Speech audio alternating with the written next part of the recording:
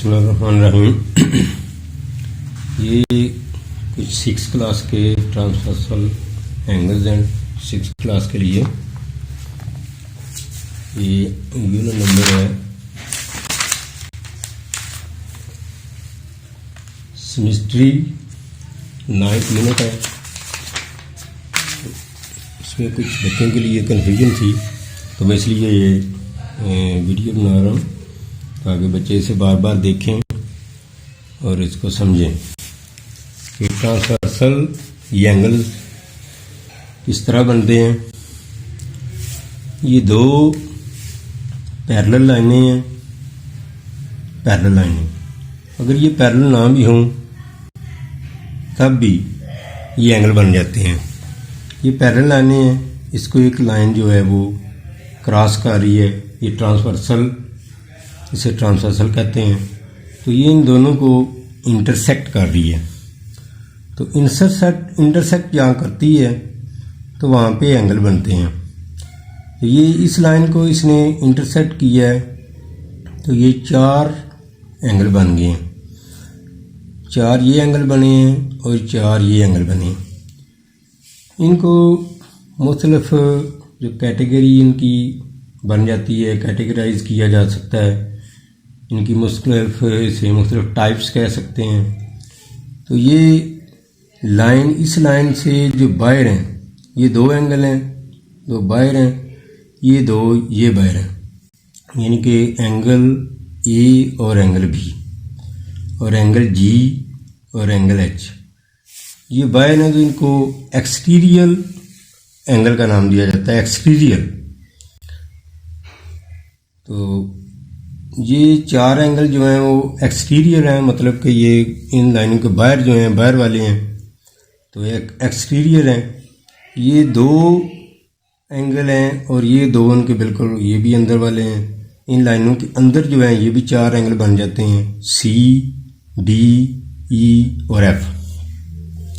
तो ये 4 एंगल जो हैं इनको, ये क्योंकि इन लाइन जो हैं जो दोनों पैरेलल हैं, इनके अंदर लाइनें, तो इनको इंटीरियर यानी कि अंदर वाले जो ज़ाविये हैं इनका नाम दिया गया है इंटीरियर।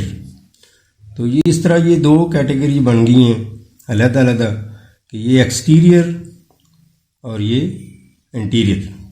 इंटीरियर में ये 4 आएंगे, सी, डी, ई, एफ, ये इंटीरियर है। और एक्सटीरियर में ए, बी, जी, एच।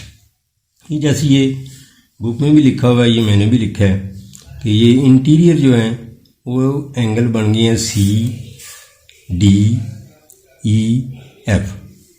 ये 4 एंगल हैं, ये इंटीरियर है। और ये exterior angle A, angle B, angle G और एंगल एच, ये इंटीरियर है। तो ये 2 इनको कैटेगरी हैं। तो इनको टाइप्स के लिहाज से ये तो पेयर्स में भी डिवाइड किया जाता है। तो ये अंदर वाले जो पेयर बन गए हैं इनको सी और ई ये भी पेयर हैं और डी और एफ ये पेयर हैं। तो ये एक इनका नाम है करस्पॉन्डिंग, ये मैंने लिखा हुआ है करस्पॉन्डिंग एंगल्स हैं।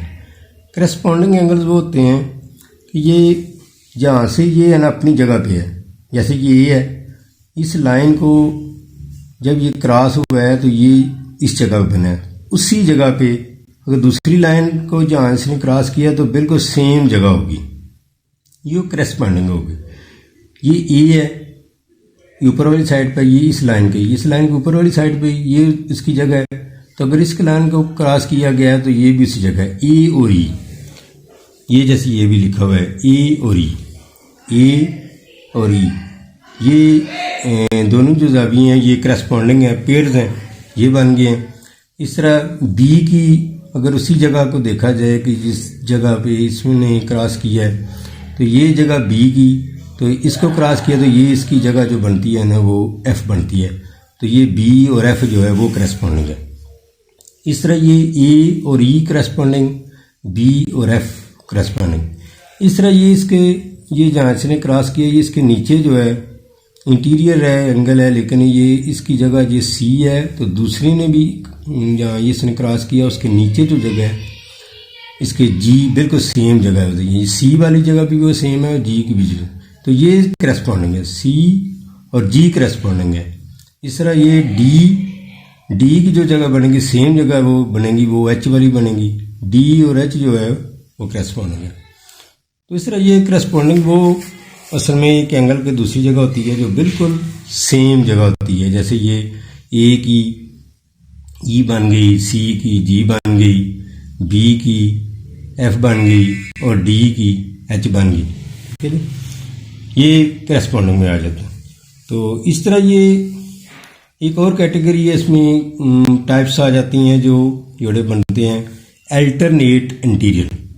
अल्टरनेट इंटीरियर में आ जाता है, जैसे ये इंटीरियर ये अंदर वाले हैं लेकिन अल्टरनेट हैं, ये सी है, सी एंगल है, तो ये भी इंटीरियर है और इसके अल्टरनेट इसके बिल्कुल क्रॉस में देखें तो ये अल्टरनेट कैसे बनते हैं, यानी सी के अल्टरनेट जो बनता है वो एफ बनता है और डी का जो है वो अल्टरनेट ई बनता है।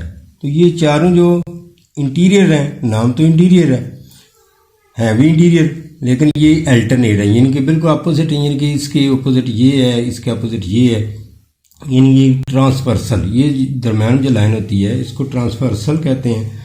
तो इसके दूसरी साइड पे बिल्कुल उसकी सामने साइड पे, तो ये इंटीरियर अल्टरनेट, अल्टरनेट इंटीरियर से कह लें तो ये बनते हैं। इसी तरह ये एक्सटीरियर भी है, ये दोनों एक्सटीरियर है, ये भी एक्सटीरियर है, तो एक्सटीरियर जो है इसका भी अल्टरनेट होता है।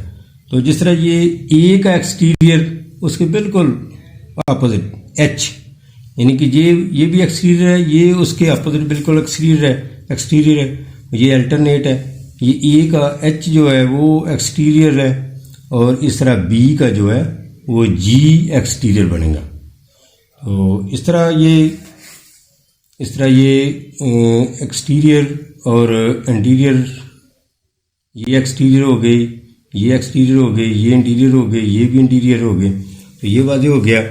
तो इस तरह ये एक इंटीरियर एंगल जो होते हैं वो सेम साइड पर भी होते हैं, मतलब सेम साइड, बिल्कुल सेम साइड है, लेकिन वो ये सी और ई ये सेम साइड है लेकिन इंटीरियर है, सेम साइड पर है, इनकी एक लाइन है, एक लाइन पर ही मुश्तमिल है। तो ये सी है, ये है भी इंटीरियर, ये भी इंटीरियर है, लेकिन ये सेम साइड है।